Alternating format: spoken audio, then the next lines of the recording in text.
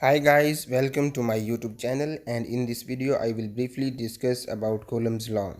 Before we go, we need to understand what are the charges. One is known as positive charge and other is known as negative charge. The positive charge composed of proton or proton all the proton composed of positive charge and all the electrons composed of negative charge. So in order to understand this concept of Coulomb law, these two charges are used. So the chemistry of the charges is that when positive charge or similar charge place with each other, they repel, and when opposite charge place with each other, they attract with each other. This is a property of these two charges. It means positive, when positive place with positive, it will repel. Similarly, negative will place negative, it will repel, and negative positive will attract.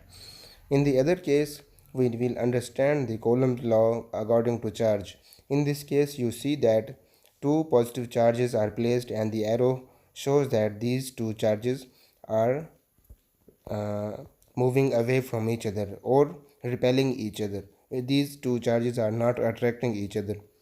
In the other case, when positive charge and negative charge is placed and the arrow sign shows that these two charges attract each other and they will move towards each other, and the distance between the centers of these two charges is known as r, and the Coulomb force is defined as, or Coulomb law is defined as, the force exerted on the charge 1 or q1 or q2 with respect to each other having a distance r. So it will be a force or Coulomb force is directly proportional to the product of these two charges and inversely proportional to the square of the distance between them. This is the Coulomb's law, or this is the definition of Coulomb's law. In other case, it means that if we cancel out the proportionality constant, then it will be replaced by k constant, or q1 q2 and r scale will remain same. So this k constant is known as electric constant or Coulomb constant. Furthermore, we can also calculate the value or units of k with respect to this formula, or by stating this formula, we can also find out the value of k. So k is equal to f into r square, because r will be replaced by its position, f into r square over q1 and q2. So in order to calculate the units of this constant, because in physics mostly constant have no units, but in this case, this is a special case, it will have a unit. So k is equal to Newton meter square per Coulomb square, because unit of charge is Coulomb. So we can rewrite it, the unit is Newton meter square per Coulomb square. We can also find out the dimension similarly from this case. In other words, we can also calculate the value of k. K is equal to 1 over 4 pi epsilon naught. Epsilon naught is the permittivity of free space or constant. It is also a constant. It is known as electric constant, which is its value its value can be calculated, or it has a specific value which is a constant value, which is 8.85 into 10 raised to power minus 12, which is Coulomb square per Newton per meter square. I want to rewrite it, which will be Coulomb square per Newton per meter square. So if we put this value of epsilon naught in this expression, we can find the value of k constant. So epsilon naught, or permittivity of free space, can be put in this value of k. We can find out the Coulomb constant, value of Coulomb constant. K is equal to 1 over 4 pi into 8.85 10 raised to power minus 12. So if we solve it, the final answer will be 9 into 10 raised to power 9. The units are Newton meter square per Coulomb square. So this is the final answer of the spring constant when there is a permittivity space, when there is a air or free permittivity. In other words, if we have any medium, then the value of k will be different. So fc is equal to 1 k into q1 q2 over r square. If we put the value of k in this expression, the final answer will be Fc, or Coulomb force, is equal to 1 over 4 pi into epsilon naught into q1 q2 over r square. This is the final expression of the Coulomb's law or Coulomb force.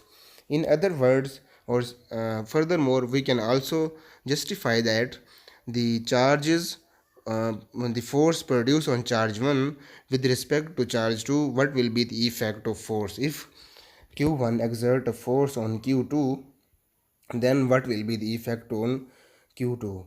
If q2 exert a force on q1, then what will be the force? So if q1 exert a force on q2, then we can say that this is a force F12. If q2 exert a force on q1, it means that this force will be F21. So in order to understand this expression, because one particle or one charge exert a force to other charge, similarly other charge exert a force on other first one, the forces are equal. It means the magnitude of forces are equal, but their direction can be opposite, because these two forces have opposite direction and negative sign will show the direction of the force, but the magnitude of these two forces are same. This is the only concept here related to charges and force exerted for one charge to the other charge. In other case, we can also express the force, Coulomb force, with respect to all the values. So here is a permittivity of free space. So if this permittivity is free space holds, only this formula hold. If we place any medium between these two charges, then what will be the effect of force, or what for if either force will increase or decrease. For example, here these two charges attract each other. If we place any medium, like we place paper, plastic, water, or anything related to medium, which can be considered as medium, so what will be the effect? So we know that the medium has a permittivity. Every medium has some permittivity which is known as relative permittivity. So if we put the value or put the medium between these two charges, then the relative permittivity can be included. So Fc is equal to 1 over 4 pi epsilon naught into epsilon r into q1 q2 over r square. Epsilon r is a relative permittivity of the medium. So for air, relative permittivity is 1.0006, because it is very small.